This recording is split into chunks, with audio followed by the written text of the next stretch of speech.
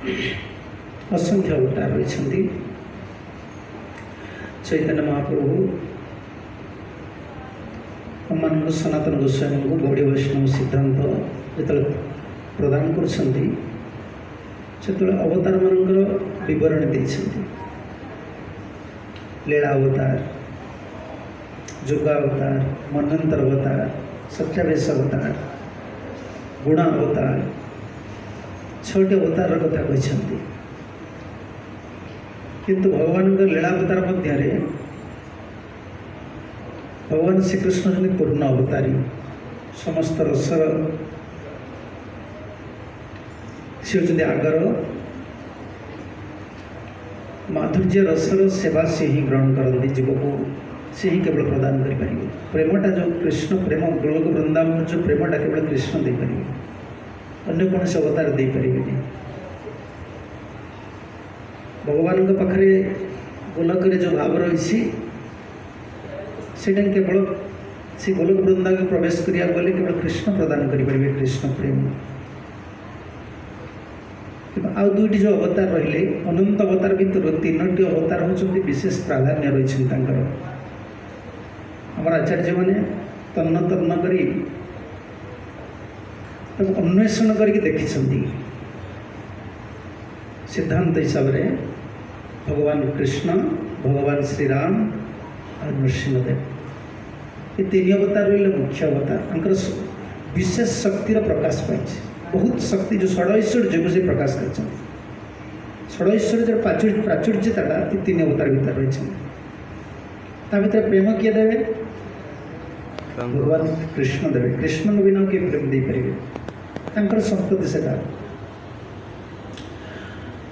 तेज आम मैंने आम मान इष्ट होती आम मैंने राधा कृष्ण को उपासना करुचे। आमर लक्ष्य हूँ गोलोक वृंदावन, भगवान को निकट को फेरला, आम वैकुंठ को जावानी। आम जाना दरकार प्रभुपाद जी बॉम्बे से कथा कहते सी जड़े साधु पब्लिक रे 2टी कथा कहते जी पूर्व भारत वर्ष कि साधु शक्ति कहना से पब्लिक रे जनसाधारण भितर से कहते तुम्हें शरीर नुह तुम हूँ आत्मा, तुम्हारे जगत किसी कर ना। आ द्वितीय दिन सब कहते तो भगवान धाम को फेरी चलो, go back to godhead, भगवान पाक चलो, तुम्हारे किसी कार्य नहीं। से पब्लिक रे कहते 1965 मसीह विदेशी मान कहते, भारतीय लोक कहते। ये साधु थे से जानी जगत जेकोसी आम कार्य कले भी ये कौन मूल्य ना, यहाँ आम स्थान नुहे, हमको भगवान पाक फेर पड़ो। तेज आम इष्ट होती राधा कृष्ण। प्रश्न आस आम कहीं नृसिंहदेव उपासना करवा ना। नृसिंहदेव प्रहलाद नृसिंहदेव उपासक किए किए थे? प्रहलाद महाराज।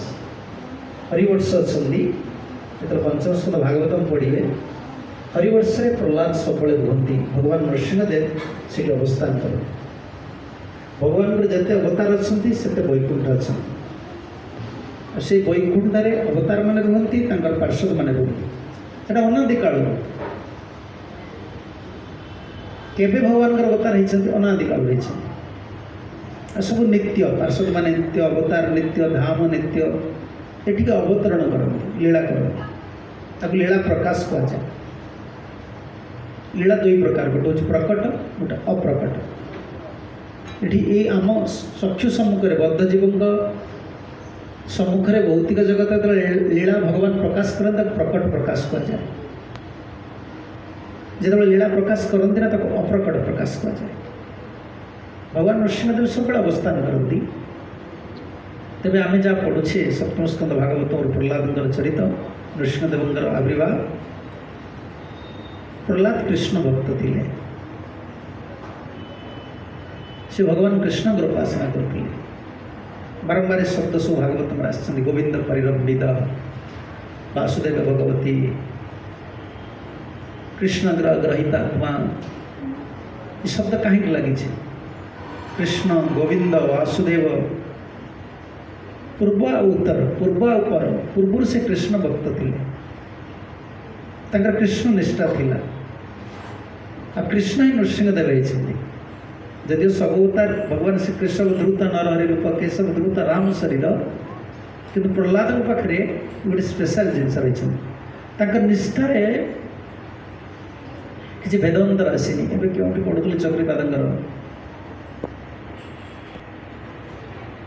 तृतीय स्कंदर पढ़ुली से कमेंट्रे हाँ कश्यप कर्दम ऋषिंगर कर्दम ऋषि दास्य भक्त किंतु जो पुत्र पाइबा चाहे भगवान जो पुत्र हेले वात्सल्य भाव चले आसे जड़े क्वेश्चन कर प्रश्न करदेव रस केमी ना से समर्थ तांको भगवान से शक्ति दिखती रसर कि भाव किसी बाधक हुए ना से दास्य रस थे भगवान दास्य रूप में सेवा करुले पूर्वर जो आम प्रेयर गुड़िक देखा से दास्य भाव प्रकाश कर भगवान आसीगला बेलू वात्सल्य भाव चले ये रसांतर कहुनि रसाभास कहुनि से भाई प्रहलाद कृष्ण भक्त थे कि हिरण्यकशिपु एभली वर मागी कृष्ण को नृसिंह रूप में आसवाक पड़ा कि अर्थ नुहे नृसिंहदेव नथिले नृसिंहदेव का अवतार से भली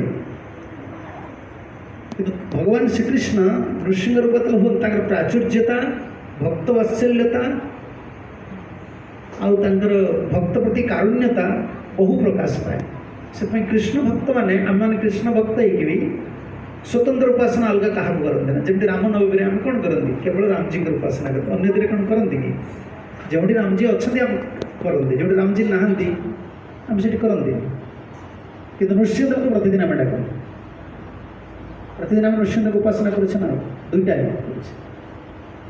श्रील भक्तिविनोद ठाकुर गोद्रुम आमर नवद्वीप सॉरी मायापुर जो देखुं नृसिंहदेव अच्छे से ही प्रतिष्ठा करते